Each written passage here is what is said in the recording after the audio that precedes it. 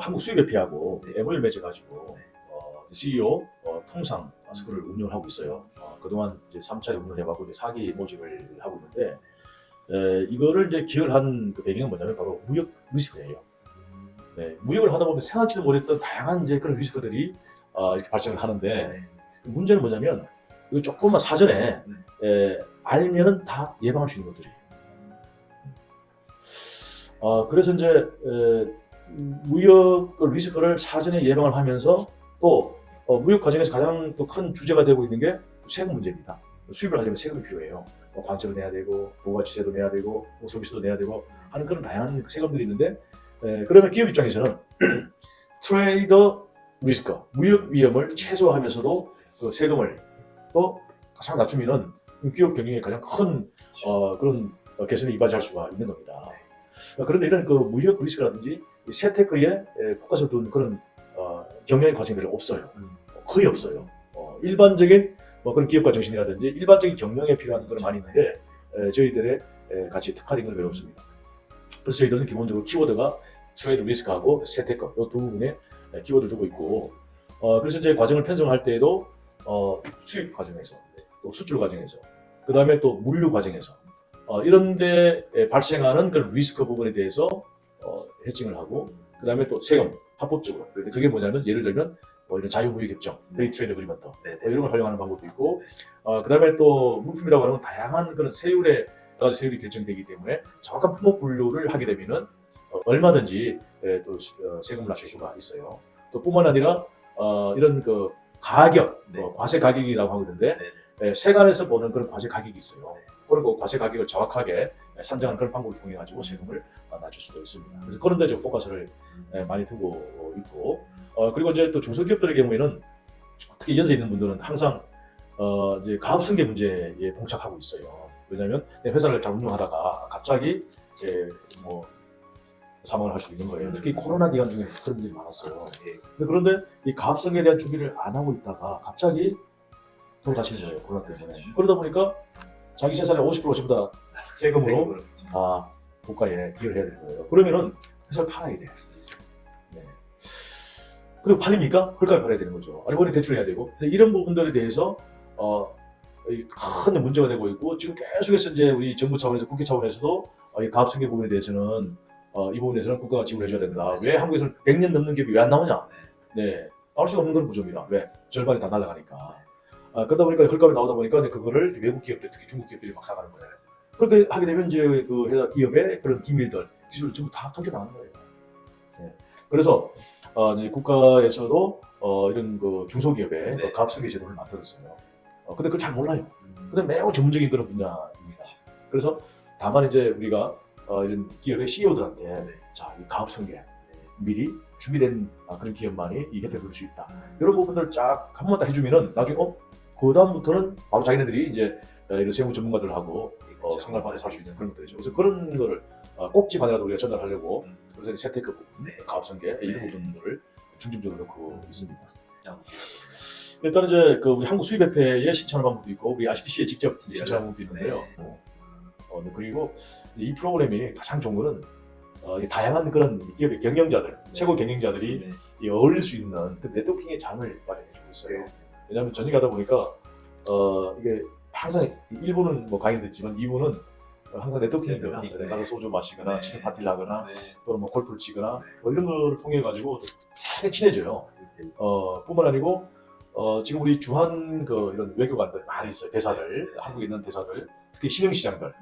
예를 들면 중앙아시아, 아프리카, 서남아시아 이런 그 대사들을 초청해가지고 그 나라에 혹시 우리가 수출할 수 있는 그런 기회, 그런 걸 만들기 위해서 이제 주한 외국 대사 초청 그런 세미나도 이렇게 하면서 그 길을 열 수 있는 그런 것도 많이 만들죠.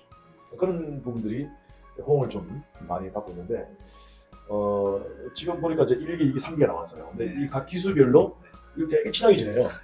기수별로 이제 워크숍을 자기들끼리 각 기업인들이다 보니까 한 번은 우리 회사에 와라, 한 번은 우리 회사에 와라 이런 식으로 이제 돌아가면서 자기 회사 보여주기도 하고 그러면서 이제 비즈니스 기회를 만들기도 하고 또 골프를 치면서 더욱더 단단한 그런 관계를 형성을 해 나가고 있습니다.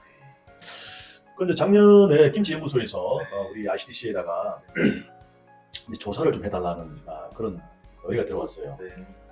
좀 한국과 일본에서는 우리 몸에 좋은 이런 기능성 이런 거 김치를 라벨링에 표시해가지고 그걸 판매할 수가 있어요. 그런 제도가 일본에서도 도입되고 한국에서도 도입되어 있는데요. 그러다 보니까 김치를 먹으면 몸에 좋습니다.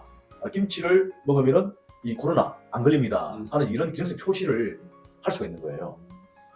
그런데 그렇다면 미국에 지금 엄청나게 김치 인기가 좋은데 미국에서도 이런 기능성 표기를 해가지고 판매할 수 있는지 그걸 조사를 해달라는 게 이제 핵심적인 사항이었죠.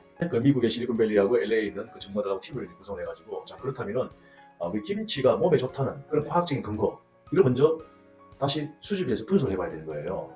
근데 그랬더니 한 100여 개의 논문이 있더라고요. 김치에는 22가지의 우리 몸에 좋은 효능이 있다고 하는 게 다 있는 거예요. 근데 문제는 뭐냐면 그러면 이제 미국에 수출되는 김치에다가 몸에 좋다는 이런 기능성 표기를 하려면 미국 FDA에 허가가 돼요.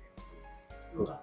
네. 그래서 이제 허가를 받기 위해서는 어떤 요건과 절차가 필요한가? 그거를 우리 ICDC에서 조사를 해달라. 아무리 우리가 몸에 좋은 22가지 효능이 있다 하더라도 첫 번째는 뭐냐면 이게 과학적인 데이터가 있어야 된다. 근데 과학적인 데이터를 가지고 이 과학계에서 널리 보편적으로 그게 통과돼야 되는 거예요. 근데 여기서 얘기하는 임상 실험이라고 하는 거는 뭐냐면 미국에 있는 사람들을 대상으로 연구한 그런 임상 실험이어야 되고 그걸 이제 개입 연구라고 인터벤션 스타디라고 하는데 근데 우리나라 이 연구기관에서 연구를 한 김치에 대한 데이터는 다 동물 실험이에요. 네.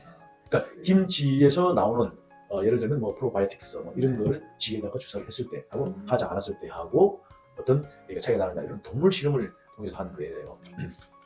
네, 그러다 보니까 미국 FDA의 그런 이제 가이드에 따르면은 이 동물에 적용되는 실험의 결과가 우리 사람에 적용될 수는 없는 거다. 그리고 또 이 아시아인들의 그런 몸의 구조하고 또 서양인들의 몸의 구조하고 다르기 때문에 그래서 미국에서 기능성 표시를 해서 이렇게 김치를 판매하려면 그동안의 연구 결과를 다 무시하고 미국에 와서 미국인들을 대상으로 임상 실험을 하고 그 데이터를 가지고 이런 식품과학계의 승인을 받는 게 필요하다.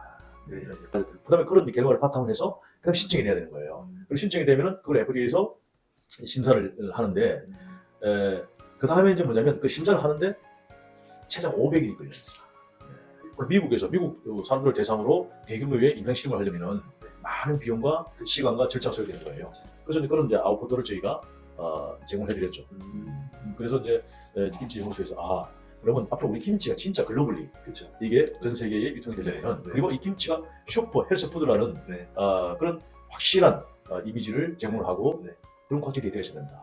그러면은 미국으로 가는 거는 미국 사람을 대상으로 임상 실험을 하고 예를 들면 뭐 독일로 가는 거는 독일 사람들을 대상으로 임상 실험을 해야 되는 그 결과를 바탕으로 해서 이렇게 승인을 받고 또 유통이 되도록 하는 게 필요하다.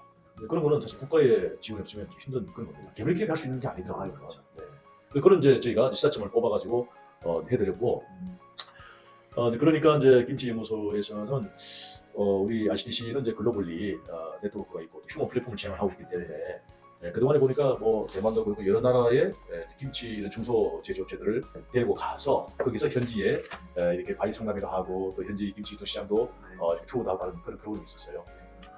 그거를 우리 좀 ICDC에서 미국 시장을 대상으로 할 수가 있느냐 뭐 그런 요청이 있었고 또 작년에 저희들이 한상대회 때 미국에 가가지고 남가주 한인 식품산업협회가 있어요. 그게 한 700여 식품 유통을 하시는 그런 유통상들이 속해 있는 그런 협회인데 거기 하고 예보를 해줬죠. 예보를 해줄 때 내가 이제 얘기했던 게 뭐냐면 우리 한국에 다양한 그 혁신적인 그 식품들이 많이 나오고 있는데 이거를 내다 팔 수 있는 판로가 없으니까 그거를 우리 미국에 있는 식품 유통하시는 우리 기업 대표님들께서 애국하는 마음으로 우리 조국에 물건을 사주는 게 조국의 경제 발전에 기여하는 겁니다. 내가 그렇게 해서 MOU 맺자고 하니까 그쪽에서 좋습니다. 중국 물건보다는 한국 물건 중에서도 또 자기네들 식품을 전부 유통하는 데이기 때문에 그래서 한국에 좋은 식품이 있으면 소개해달라. 그러면 자기네들이 자체 유통망을 통해 가지고 이렇게 할 수 있도록 노력을 해보겠다. 이게 잘 되면은 또 제가 이뿐만 아니고 유럽, 또 멕시코, 또 심지어는 최근에 그 브라질에서도 말이에요. 브라질인가? 거기서도 김치난이 제정이 됐어요. 미국에서는 지금 12개 주와 시에서 김치난이 제정이 돼 있고 또 작년에는 그 영국에서도 런던의 어떤 거기서 하나의 자치구에서 김치 나이게 됐습니다. 그래서 우리나라보다 더욱더 사랑받고 지금 모든 사람들이 관심 갖고 있는 그런 김치 네. 글로벌 슈퍼 헬스푸드 이게 바로 우리 한국을 또 알리고 한국 김치는 한국 문화잖아요. 그렇죠. 네, 문화이기 때문에 한국의 문화를 김치를 통해서 성과가 이어지길 바랍니다. 이제 엔티 에이징 크림이죠. 네. 근데 엔티 에이징 크림인데 네. 내가 봐서는 늙지 않게 해주는 거잖아요. 네. 그래서 진시황이 같은 게 뭔가 플러스 아닌가요?